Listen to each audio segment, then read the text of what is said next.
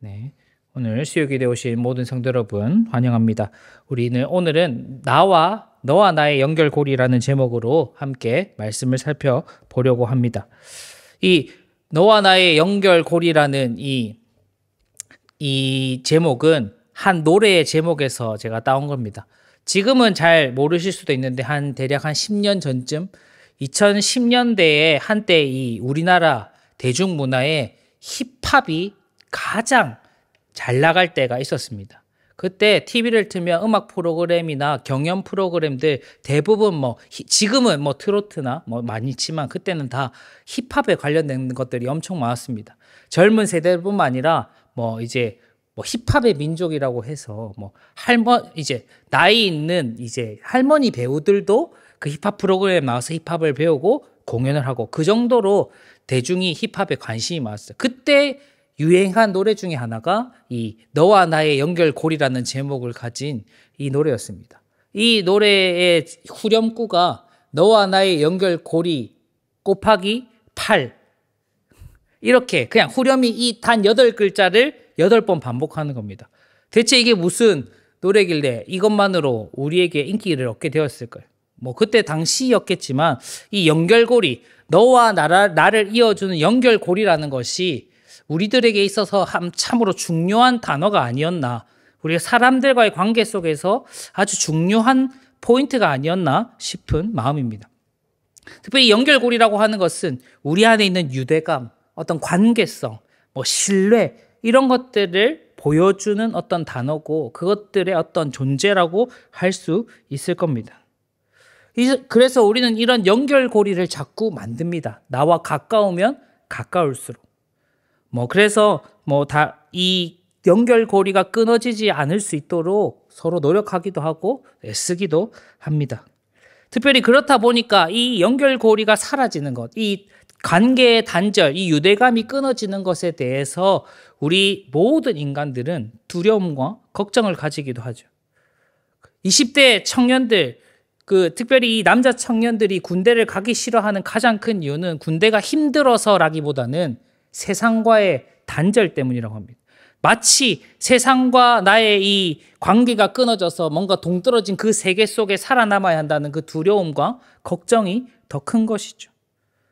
더 젊은 친구들, 우리 학생들은 어떨까요? 학생들이 휴대폰을 붙들고 있는 휴대폰이 없으면 살 수 없어서 그럴까요? 그런 친구들도 있겠지만 휴대폰을 통해서 만들어진 친구 관계, 어떤 다양한 관계들이 자신의 삶에 어떤 힘이 되고 어떤 원동력이 되다 보니 그 스마트 핸드폰이 사라지는 것이 어쩌면 자기가 세상과 단절되는 느낌을 받는 그런 유대감이 단절되는 느낌을 받기 때문에 더더욱이 이 휴대폰을 더욱 붙들려고 하는 거예요. 단순히 게임뿐만 아니라 SNS나 다양한 우리 소위 말하는 인스타그램 이런 등등의 카카오톡, 문자, 전화 다 똑같은 것 같습니다. 결국 이런 것들, 이 관계에 대한 단절, 어떤 유대감이라는 것은 우리 인간이라는 존재, 사람에게 아주 중요한 것이죠. 결국 이런 유대감을 자꾸 추구하는 이유도 우리 안에 그 단절이라는 공허함, 두려움이 항상 남아있는 것이죠. 성경을 잘 살펴보면 이미 인간은 하나님 앞에 범죄함을 통해 가장 큰 복이신 하나님과 단절되는, 하나님이 사라짐으로 인해서 그 단절됨을 회복할 수 없는 상태를 살게 된 것이죠. 그러니 우리가 다른 것으로 그 관계를 채우려고 하고 연결고리를 만들려고 하는 것 아니겠습니까? 이처럼 우리가 사람이라는 존재는 이 연결고리를 통해서 힘을 얻고 힘을 만들게 됩니다. 어떤 모임이든 어떤 단체든 그 공동체를 하나로 묶는 연결고리가 있는 것이죠. 그것이 권력이 되기도 하고 돈이 되기도 하고 인기가 되기도 하고 사람이 되기도 합니다. 이런 다양한 연결고리들을 가지고 있는데, 그렇다면 교회는 교회를 교회로 모이게 하고 교회를 교회답게 하는 연결고리, 이 관계의 핵심에 무엇이 있겠습니까? 그것을 오늘 본문을 살펴보면서 함께 살펴보려고 합니다. 첫째는 교회는 믿음으로 연결되어 있습니다. 믿음이란 것이 있기 때문에 교회가 교회되고 교회답게 자라게 되는 것이죠. 이것이 첫 번째 연결고리입니다. 교회는 예수님을 믿는 이 믿음, 그 믿음 안에서 이 믿음 안에 연결되어 있기 때문에 교회라는 공동체로 세워지는 것이죠. 다른 어떠한 목적도 아니라 예수님을 믿기 때문에 그 믿음 안에서 하나로 모이게 되는 것입니다. 7절 말씀에 바울은 이렇게 고백합니다. 너희 믿음으로 말미암아 너희에게 위로를 받았다. 사도 바울은 데살로니가 교회를 항상 걱정했습니다. 그래서 우리가 앞선 본문에서도 살펴보았지만 자신의 신복과도 같은, 자신의 아들과도 같은 디모데를 보내어 자신의 가르침과 소식을 전했습니다. 그리고 그 디모데는 그 가르침과 소식을 전했고 또 데살로니가 지역을 살피고 그 교회를 살핀 이후에 다시 바울에게 돌아가 그들의 소식을 전했습니다. 이렇게 우리가 한 믿음 안에서 그들의 믿음을 확인하고 또 한 믿음 안에서 함께 믿음으로 세워지는 일들을 확인하게 될 때 서로의 위로가 되고 서로의 만족이 되고 서로의 다양한 기쁨이 되는 것이죠. 이것이 교회이기 때문에 믿음 안에 하나로 연결되어 있기 때문에 가능한 일입니다. 만약 서로가 다른 믿음을 가졌다면, 서로가 믿음 안에 하나 되어 있지 않았다면, 서로 간의 믿음이 그들의 연결고리가 아니었다면 그들이 잘 믿고 그들이 신앙생활 잘하는 것이 바울의 기쁨이 되지 않았을 것입니다. 우리 성도님들도 다 아시겠지만 목회자들이 가장 기뻐하고 가장 영광받을 때가 언제겠습니까?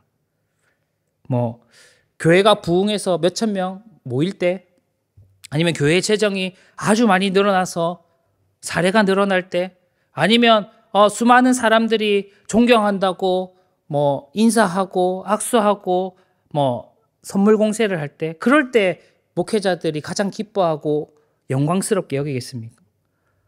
저는 그렇지 않다 생각합니다. 저 또한 그렇고, 혹시 내 앞에 있지 않더라도 나와 만났던 어떠한 신자가 믿음 안에서 잘 세워질 때, 또 그 믿음으로 어려움을 견뎌내고 믿음을 증거했을 때, 또 그가 믿음 안에서 하나님 보시기에 거룩한 자로 잘 세워지는 그 모습을 볼 때 우리는 하나님 앞에서 기쁨과 감사와 그런 영광을 받게 되는 것이죠. 그것은 목회자뿐만 아니라 모든 신자가 동일한 것이죠. 서로가 서로의 기쁨이 되고 서로가 서로의 영광이 되는 것은 서로가 믿음으로 연결되어 있기 때문에 그 믿음의 성장과 그 믿음의 어떤 고난 성숙으로 인해서 서로가 하나 되고 서로가 함께하고 위로가 되고 교회로서 만들어지는 겁니다. 만약 우리가 믿음 안에서 하나 되지 않고 다른 모임처럼, 다른 세상의 단체처럼 다른 목적으로 모이고 있다면 그들의 믿음이 나의 기쁨이 될 수 없고 그들의 상대방의 믿음이 나의 영광이 절대 될 수 없습니다. 만약에 우리가 돈으로 묶여있는 관계라면 그 사람이 나에게 어떤 금전적인 혜택을 주고 이득을 줘야 내가 기뻐하겠죠. 아니면 그 사람의 어떤 힘이, 권력이 나에게 유익이 된다면 우리는 그냥 그 권력이 우리를 이어주는 연결고리가 되는 것이죠. 하지만 교회라는 곳은, 교회 안에 이루는 성도의 교제는 믿음 안에 이루어지기 때문에 그들의 믿음만으로도 서로가 기뻐하고 서로가 만족하고 서로가 감사하고 서로가 은혜를 나누게 되는 것이죠.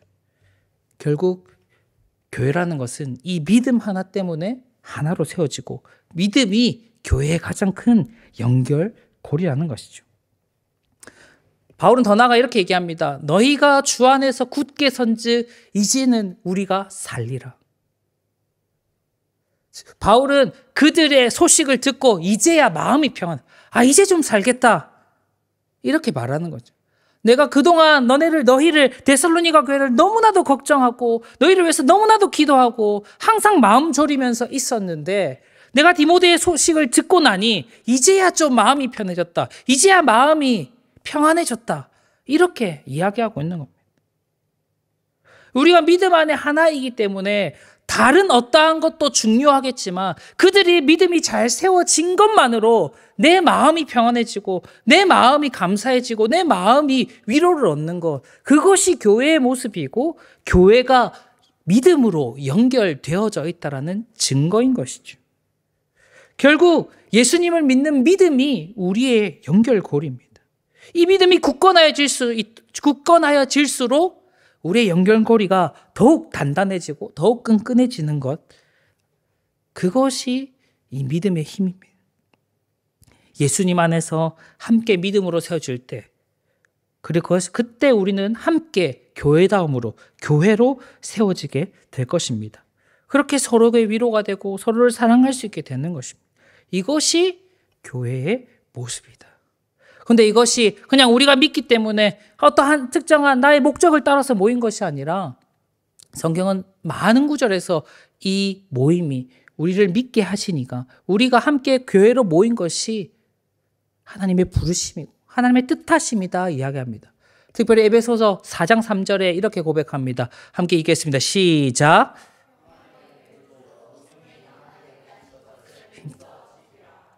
우리가 교회로 모이고 한 몸을 이루고 믿음 안에서 함께 마음을 나누고 살아가는 이 모든 것이 이미 성령께서 우리 안에 하나 되게 하신 거랍니다. 그리고 우리는 그 하나 되게 하심을 지켜나가는 일, 그 믿음 안에서 교제하고 사랑하고 하는 모든 일들이 우리에게 주어진 부르심이자 사명이자 마땅히 교회로서 해나가야 할 일이라는 것이죠. 교회가 다른 어떠한 것이 아니라 그 예수님을 믿는 그 믿음으로 모이게 될 때 그 믿음 때문에 자라가게 되고, 믿음 때문에 서로 사랑하게 되고, 믿음 때문에 서로 위로하게 되고, 믿음 때문에 이 하나됨을 지켜나갈 수 있게 되는 것입니다. 그러니 우리는 우리 교회 안에, 우리 성도의 어떤 관계 속에 서로의 믿음이 잘 세워져 있는가? 만약에 나의 믿음이 그 사람에게 선한 영향력을 미치고 있는가? 또한 그 믿음이 연약해진 자들의 믿음을 우리가 관심을 가지고 신경을 쓰고 있는가? 그래야 그것이 교회다운 모습이고 교회가 교회로서의 역할을 잘하고 있는다라는 것이죠.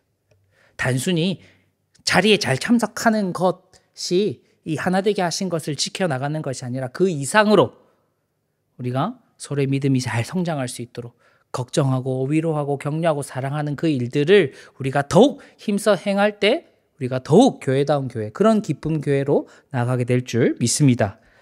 두 번째는 교회는 감사로 연결되어 있습니다. 이 교회를 교회답게 하는 두 번째 연결고리는 이 감사함입니다. 이 감사의 마음이 있을 때 교회가 더욱 교회다워지고 우리가 교회로서 이어져 있음을 확인할 수 있는 것이죠. 9절에서 바울은 데살로니가 교회의 소식을 들으면서 하나님께 어떻게 감사해야 할까라고 고백했습니다.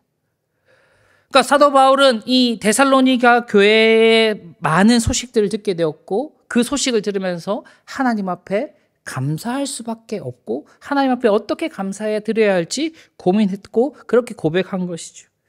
바울도 분명 어려웠을 것입니다. 핍박당하고 궁핍 가운데 있었고 이런 험난한 선교 과정 속에서도 감사하다 고백할 수 있었던 이유 중에 하나가 바로 이 데살로니가 교회, 이 데살로니가 교회의 성장과 성숙과 믿음 때문이었다는 것이죠.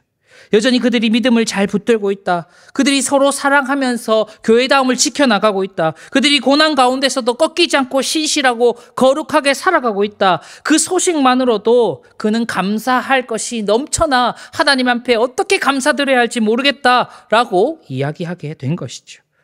이처럼 상대 때문에 감사할 수 있는 그 마음이 우리를 더욱더 교회답게 하고 그 믿음의 공동체, 이 교회 공동체로서 서로를 이어주는 힘이 된다는 것이죠. 그런 연결고리가 된다는 것입니다.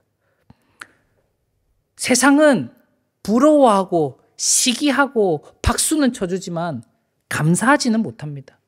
사촌이 땅을 사면 배가 아프다고 내 옆에 사람이 잘 되는 것 조금은 부러워하고 조금은 칭찬해주고 조금은 뭔가 이 박수는 쳐줄지 모르겠지만 그 사람이 잘 된다 해서 내 인생에 감사가 넘치진 않습니다.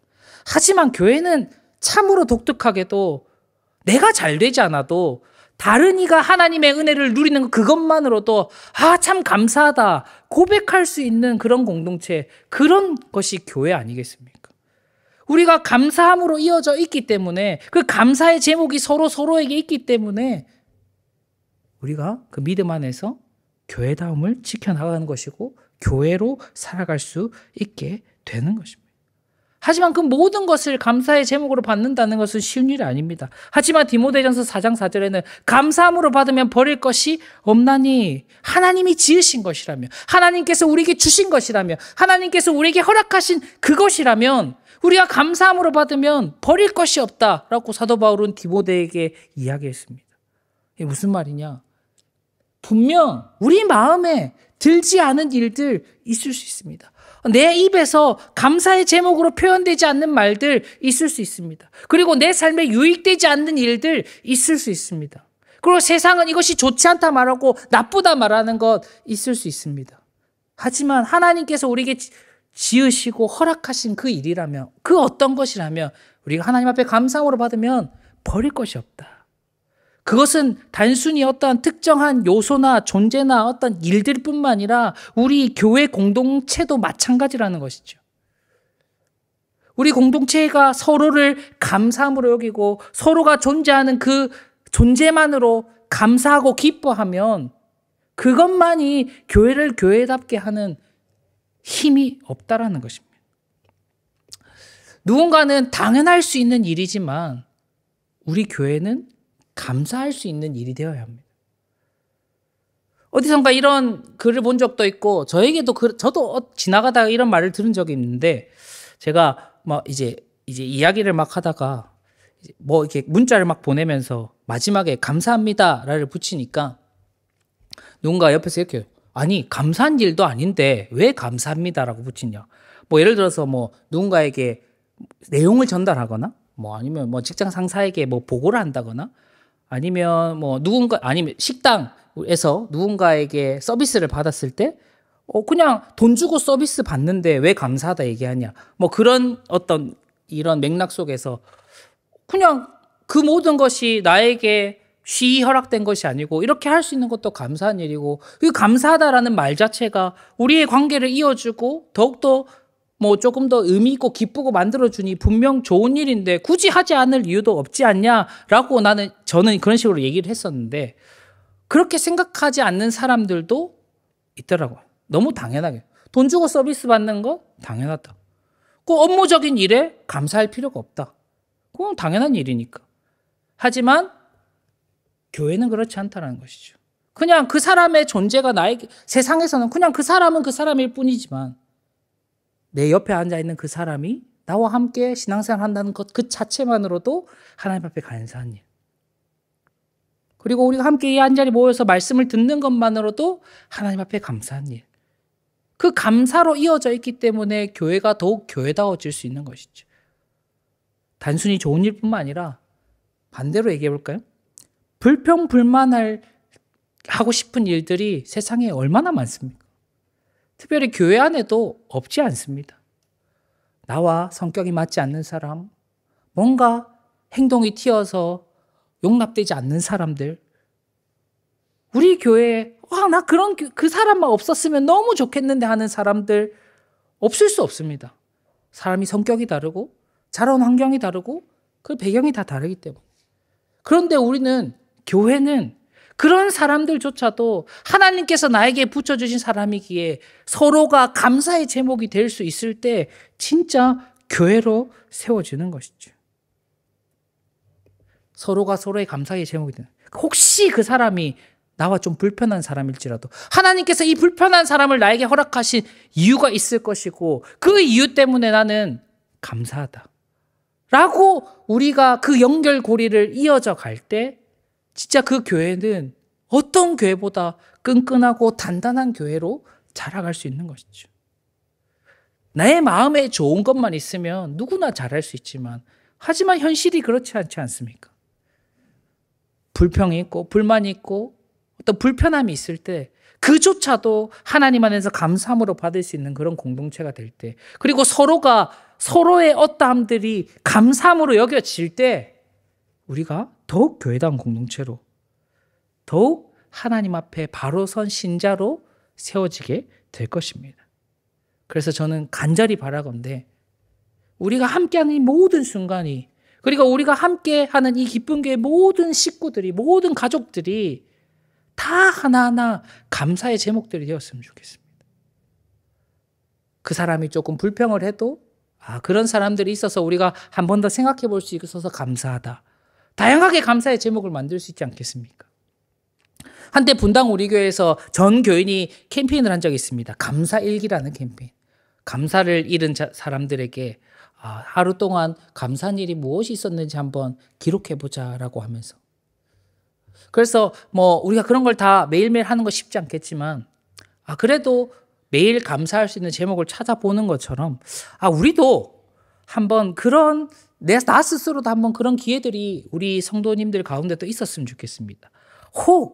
조금 불편한 사람이 생기면 그럼 그 사람에게 나는 무엇을 감사하고 있는가? 그 사람 때문에 하나님 앞에 감사한 것은 무엇인지를 한 번 더 찾아보면서 이런 부분은 나에게 불편했지만 이분의 어떠함은 또 나에게 하나님께서 허락하신 감사의 제목이구나 발견하면서 그분의 불편함보다 그분으로 인한 감사함이 우리에게 커지게 되면 우리가 더욱 사랑하게 되고 서로 감사하게 되고 더욱 교회다워지지 않겠습니까? 그런 일들이 우리 교회 가운데 더욱 가득하기를 주님의 이름으로 축복합니다. 마지막으로 세 번째는 교회는 기도로 연결되어 있습니다. 사도 바울은 10절에서 이렇게 얘기합니다. 주야로 심히 간구함을. 사도 바울은 데살로니가 교회의 지역을 떠난 이후로 매일매일 간구했답니다. 너희의 얼굴을 보러 가고 싶다. 하나님께서 허락해 주시기를 바란다. 그리고 내가 너에게 가서 너의 믿음을 더욱 성숙하게 만들고 더욱더 복음을 가르치고 하나님의 말씀을 가르치고 싶다. 그렇게 할 수 있도록 하나님이 도와주시길 원한다라고 지속적으로 기도한 것이죠. 결국 바울은 몸과 마음은 몸은 어쩌면 데살로니가 교회와 떨어져 있었지만 결국 그 교회와 바울을 이어주는 것은 이 보이지 않는 연결고리인 기도였습니다. 말 한마디 나눌 수 없는, 지금은 전화라도 하고 문자라도 보내지만 편지 한 통 제대로 보낼 수 없는 그런 시대에 유일하게 그들과 이어질 수 있는 보이지 않는 연결고리는 기도라는 것이죠. 그들을 위해서, 그들을 만나기 위해서 계속해서 기도했습니다. 결국 기도가 서로를 이어준 것이고 기도가 서로를 더욱 교회로서 세워지게 한 것입니다. 13절, 우리가 10절, 11절, 12절, 13절에는 사도 바울이 무엇을 위해 기도했는가에 대해서 이야기합니다. 내가 너희를 보고 싶으니 볼 수 있게 하나님께서 허락해 주시기를 기도한다. 또한 우리가 너희를 사랑한 만큼 너희도 사랑의 삶을 살기를 기도한다. 더 나아가 23절 궁극적으로 주님 다시 오실 그때에 거룩함에 흠이 없기를 원한다. 그렇게 기도하고 있다라고 이야기하는 것이죠. 사도 바울이 기도했던 수많은 기도 제목의 핵심이 뭐냐면 우리 교회가 하나님 앞에 거룩함으로 세워지기를, 흠없는 자로 하나님 앞에 신실한 자로 세워지기를 끊임없이 기도했다는 것이죠. 그 기도가 있기 때문에 이 관계가 이어지고 교회가 교회로서 세워지는 것이다 라고 이야기한 것입니다. 우리가 지난주에 두 집사님의 간증과 또한 한 집사님의 사고 소식을 이제 공적으로 나누게 되었습니다.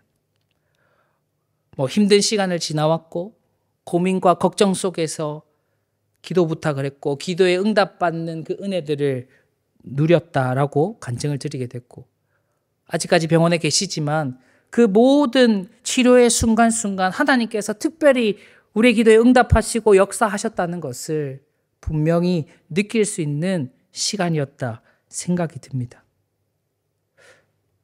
이 기도가 있기에 어쩌면 그 병원에 누워 계신 분들도 아니면 함께 병원을 한 번도 치료로 동행하지 못했던 우리도 그 집사님들과 또 그 사업에 아무것도 모르지만 그 집사님의 사업이 잘 되기를, 잘 풀리기를 하나님 인도하시기를 기대했던 우리가 함께 그 아픔을 나누고 함께 기쁨을 나누고 함께 공감하고 눈물 흘리고 엎드릴 수 있는 것, 그것은 우리가 기도로 그 믿음 안에서 함께 기도로 이어져 있는 교회이기 때문에 할 수 있는 것 아니었겠습니까? 결국 서로를 위해 기도하는 만큼 더욱 끈끈한 교회, 더욱 하나 되는 교회로 세워질 수밖에 없습니다. 교회가 공적으로 기도 제목을 내더라도 그냥 그렇구나 하고 넘어가시는 분들도 없지 않으실 것입니다만은 우리가 더욱 함께 기도하고 그 기도로 이 연결고리를 더욱 든든하게 채워나간다면 우리가 어떤 상황 속에서도 이 끈끈함을 잃지 않고 이 하나됨을 잃지 않는 교회로 세워지지 않겠습니까? 요즘 우리 동기 목사님들이나 선후배 목사님들과 교제를 하다 보면 교회의 다양한 어려움들을 이제 간접적으로 소식을 듣게 됩니다. 내가 우리 집 어르신들이나 저보다 연배가 있으신 선배 집사님들, 권사님들 시기보다야 모르겠지만 제가 교회 생활을 하고 자라오던 그 시기보다 교회에 더 걱정스러운 기도 제목들, 더 기도는 하지만 막막한 일들이 지금 이 시대에 많이 일어나고 있는 것 같습니다. 하지만 그 상황 속에서 그건 그 사람 일이지. 에이, 진작에 조심했어야지. 이런 마음이 아니라 그래, 함께 기도할게요. 우리 함께 모여서 기도합시다. 교회가 할 수 있는 가장 큰 힘, 함께 기도하는 것. 교회가 교회다울 수 있는 가장 큰 연결고리, 바로 이 기도 아니겠습니까? 우리 기쁨 교회는 어떤 어려움을 만나더라도 이 기도의 힘을 믿고 기도로 더욱 하나 되는 그런 교회, 하나님이 기뻐하시는 그 거룩한 교회로 세워지기를 간절히 바라고 축복합니다. 말씀을 맺도록 하겠습니다. 우리를 하나로 묶는 그런 연결고리 무엇입니까? 만약 교회를 돈이라 생각한 사람들은 그 돈이 되지 않으면 교회를 떠날 것입니다. 교회로 들어올 수 없을 것입니다. 교회를 사람이라 믿는 사람들은, 관계라 믿는 사람들은, 단순히 인간관계, 사회생활이라 믿는 사람들은 그것에서 상처받는 순간 교회를 떠나게 되고 교회로 들어올 수 없게 될 것입니다.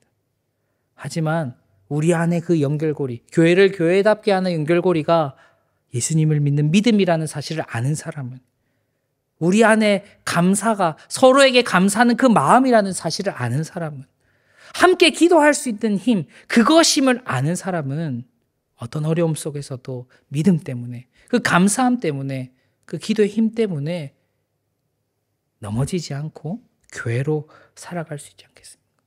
결국 이 모든 것은 바로 예수님 때문입니다. 예수님을 믿기 때문에, 예수님 안에 우리가 감사로 넘치기 때문에, 예수님의 이름으로 기도할 수 있기 때문에, 예수님이란 존재가 있기 때문에 너와 내가 다르고 너무나도 다른 인생이지만 그럼에도 기쁨교회라는 이름 하나로 한 장소에서 한 말씀을 듣고 함께 은혜를 누리며 교회로 살아갈 수 있지 않겠습니까? 어쩌면 세상은 더 어려워질지도 모르겠습니다. 경제적으로나 사회적으로나 어떤 개인적인 삶 속에서도 더 어려운 일들을 많이 경험하게 될지도 모릅니다. 하지만 그때마다 예수님 때문에 우리 교회가 있음을 알고, 예수님 때문에 함께 감사할 수 있는 공동체가 있음을 알고, 예수님 때문에 함께 기도할 수 있는 이 공동체가 있음을, 이 교회가 있음을 알 때 우리는 어떤 상황 속에서도 믿음의 삶을 이어나갈 수 있을 것입니다. 사도 바울이 데살로니가 교회를 향해 너희가 주님 다시 오실 그때에 거룩하고 흠 없기를 원하노라 라고 기도했던 것처럼 우리가 서로를 위해 주님 오실 그날까지 거룩하고 흠 없기를 함께 기도하고 격려하고 위로하여 나갈 때 그 믿음 안에서 더욱 예수님을 닮아가고 또 예수님을 사랑하고 예수님을 증거하는 그런 믿음의 공동체, 그런 교회다운 교회로 세워질 수 있기를, 그리고 세워나가기를 간절히 바라고 축복합니다. 아멘.